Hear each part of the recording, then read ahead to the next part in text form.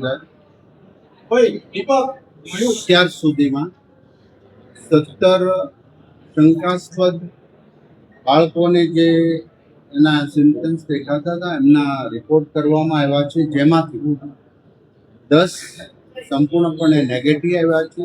6 બાળકોને આ Chandipura virus positive આવ્યો છે, જેમાંથી 3ના મૃત્યુ થયા છે. એ અગાઉ પણ પ્રેસમાં અને આપને જાણ કરી હતી.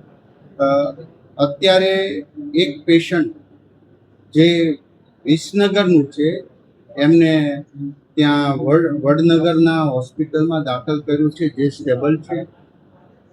ગયા વખતે 2024માં ચાંદીપુરા વાયરસ જ્યારે દેખાણો હતો ત્યારે 61 ગામોમાં 14 જિલ્લાના 61 ગામોમાં એનો વિસ્તાર હતો અને ત્યાં આપને પેશન્ટ મળ્યા હતા.